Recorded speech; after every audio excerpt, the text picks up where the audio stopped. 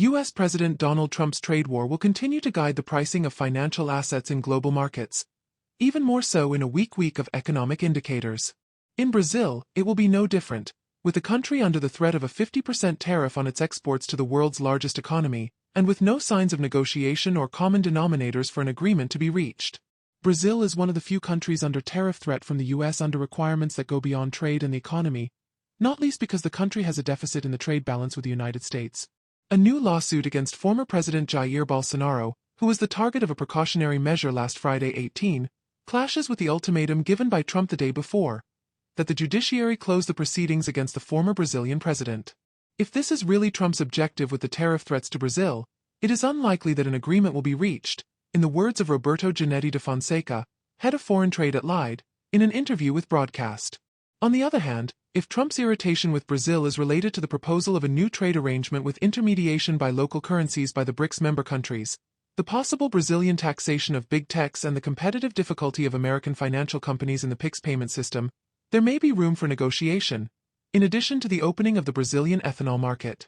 A long-standing U.S. claim. In any case, it is not only Brazil that is at this crossroads with the U.S. Although Trump and his economic team promise weekly a flood of trade agreements, time passes and, so far, there have only been announcements of new understandings with the United Kingdom and Vietnam. Last week, Trump already modulated the speech, stating that the announced tariffs would be, in practice, an agreement, and that the affected countries should open new negotiations to reduce them. It is a clear message to the European Union, Japan, and South Korea. Regarding the Chinese, the deadline for the review of the tariffs agreed in May is approaching, August 12.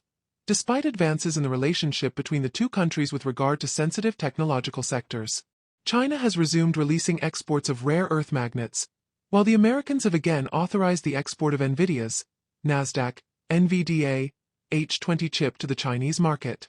The week between July 20 and 26 holds news on another front of tension stimulated by Trump. The U.S. president persists in pressuring Federal Reserve Chair Jerome Powell to reduce the interest rate immediately and significantly, with the aim of quickly bringing it to the 1% level, not to mention the unconstitutional possibility of Powell's resignation before the end of his term.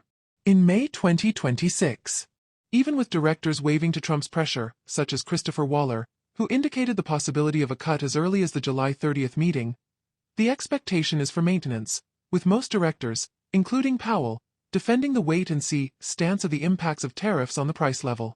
Consumer inflation in June, released last week, accelerated, although with the incipient effect of the reciprocal import tariffs of 10%, applied in April. The Fed expects the main effects of these tariffs to be felt between July and September, which would prevent the resumption of cuts until at least the September meeting, when the market prices in the start of monetary easing. In Brazil, in addition to Trump's tariffs, the fiscal issue remains on the radar, with the release of the bi-monthly report on primary revenues and expenditures on Tuesday.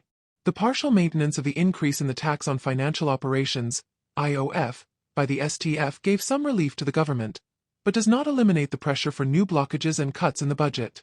On Friday, the July inflation preview, the IPCA 15, will be released by the IBGE.